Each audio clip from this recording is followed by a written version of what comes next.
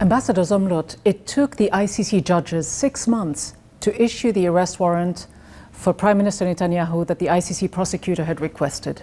Were you surprised that the ICC eventually took this step?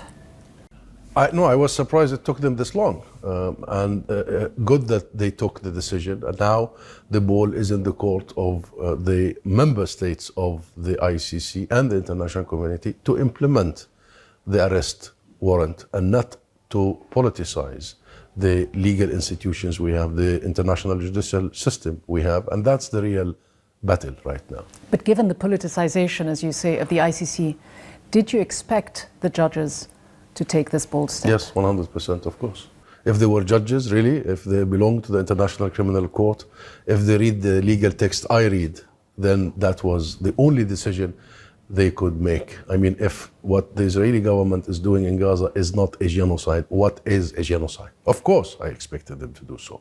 But the question now is, what happens next? How do you ensure that this arrest warrant can actually be implemented? By making sure that governments adhere to their own commitment under the Rome Statute, under the ICC commitments, and under international order commitments. So we are working with every government in that regard, and we have heard many saying that they respect the independence of the ICC, including the UK government. So we will pursue that. Some Western nations have said that they would respect the ICC decision and meet their legal obligations, but others have been sitting on the fence. France initially said that it would, only to backtrack and argue that there may be jurisdictional issues that prevent it from arresting Netanyahu should he visit France. What do you make of this position? I make of it an attempt, a last-minute attempt at politicizing, at quitting one's responsibilities that are very clear under international law. But this is no longer a political battle. This is purely a legal battle. So let lawyers talk, let courts speak. And that's why the task of governments to politicize, the task of governments to play around words and pay lip service is no longer possible. Can this decision be devoid of the political pressures that we all know about? If you look at the United States, we know that there are many members of the US Congress and Senate who've been threatening the ICC and some of the nations that may proceed and enforce these arrest warrants against Netanyahu and his former defense minister. They threaten them with sanctions. This is the reality in which we live. Yeah, but Rida, this is not just about accountability against Israeli war criminals, and it's not just about Gaza and Palestine. This is about the whole international system. This is about the one lesson we learned after the horrors of the Second World War. This is about the extensive system we established to make sure that A, we prevent wars, B, if wars are erupted, there are rules for these wars, and C, if these rules are violated, there are accountability for those who would violate these provisions of international law. And therefore, what is at stake here is our international system, is this global rules-based order. The one thing we need to make sure is the deterrence of war criminals to do this again, and justice to the victims. How do you deter them if you cannot hold them accountable? That's why that's why the ICC is there. It's there to make sure that war criminals are held accountable, and therefore next war criminals will think a million times before they commit war crimes. That's the whole idea. Of course, the first idea is justice. Justice to the victims. Justice to those who have been killed, murdered, the indiscriminate targeting of civilians, all that. But deterrence is a major concept. Many Western nations also often say that these ICC warrants are creating a moral equivalence between Hamas and Israel. How do you respond? Well, there is no moral equivalence between the occupied and the occupier, the colonized and the colonizer. Of course, there is no moral equivalence. A nation that has gone through what we have gone through, you cannot draw any moral equivalence. It is our right to defend ourselves. And as per military occupation sort of responsibilities, international law has been very clear. An occupation must actually not only not target civilians, but must provide protection for civilians and provide services for civilians. Israel has made mockery of all of our international rules, and because of this Western politicization of the issues, and because of the Western double standard, selectivity, and hypocrisy in many instances, they have enabled Israel to have a culture of impunity over decades, since 1948. Complete culture, absolute culture of impunity, that Israel is above the law, that Israel is the exception to every rule. And look where this gotten us. It gotten us to what the International Court of Justice now described as plausible genocide.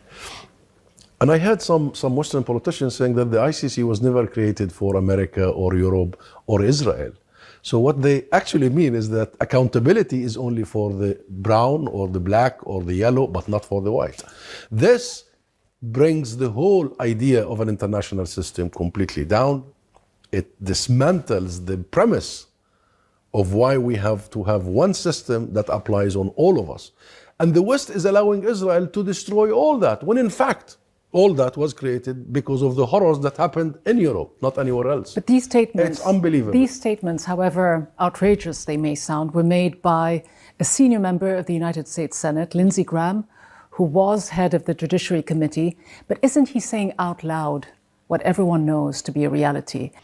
Yeah, but these Western leaders have really got to decide what is it that they want. Do they want an international order and system that would regulate relations between states? And one believes that the West has an interest in that, because the West received the brunt of the Second World War, the millions of people who lost their lives, the savagery of that war happened, the theater was here in Europe. And that's why we believe that the West has a stake in this global system.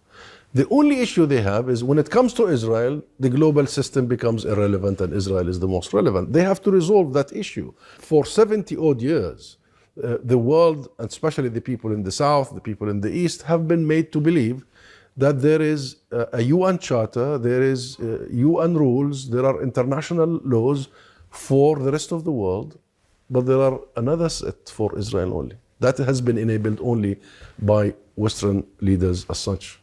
The previous UK government of Rishi Sunak, we know, tried as hard as it could to stop the ICC warrant for Netanyahu. The current Keir Starmer government seems to be giving mixed signals. How would you assess their position? Well, number one, there have been some serious steps in the very right direction by the new government, by Sir Keir Starmer government. First, immediately, day one, refunding UNRWA. UNRWA is a UN organization. It's the biggest UN organization in charge of providing services to the biggest refugee issue in the world. Number two, they have pulled out of the previous government intervention in the ICC, declaring that they fully respect the independence of the ICC. They have also done other important steps, one has to acknowledge, including the imposing sanctions on illegal settlers and settler organizations. But you are facing a powerful pro-Israel lobby, aren't you, in the United Kingdom? We are, but we are facing them with the power of the people here, and you have seen the millions of the British people in the streets, and all the way to recently, every week you have hundreds of thousands, and not just in London, all over the UK. Go and see the polls, an opinion poll after another, you'll see that 75% of the British people are with an immediate and permanent ceasefire, an end to this genocide. The majority of the British people are with arms embargo, full arms embargo. The vast majority of the British people are with an immediate recognition of the state of Palestine. I believe this is the first time that British politicians have realized in the last elections that Palestine has become, by the British people, an election issue. The same thing happens in the US in the last elections. All this is a historic process that would help once and for all in this one-sided mindset among Western politicians, including in the UK, that if you support Palestine, you will be punished. If you support Israel, you are rewarded. The equation is changing finally. When you were PLO mission head to the United States, Trump was president. You were kicked out of the United States after Palestine ratified the Rome Statute of the ICC. The PLO offices were shut down.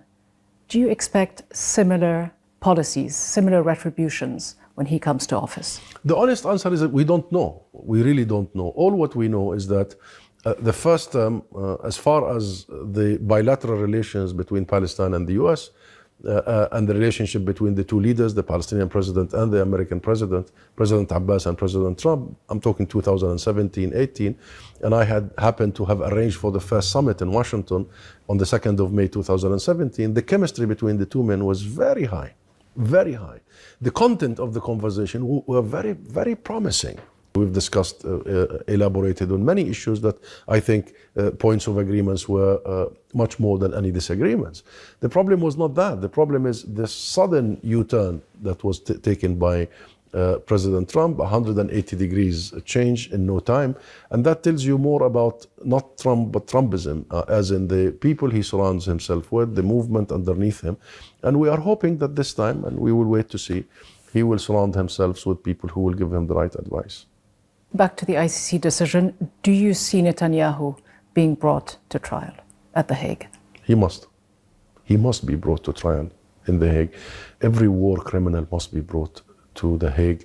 If we don't do that, the future will be very bleak, not only for my children and our children, but for everybody's children.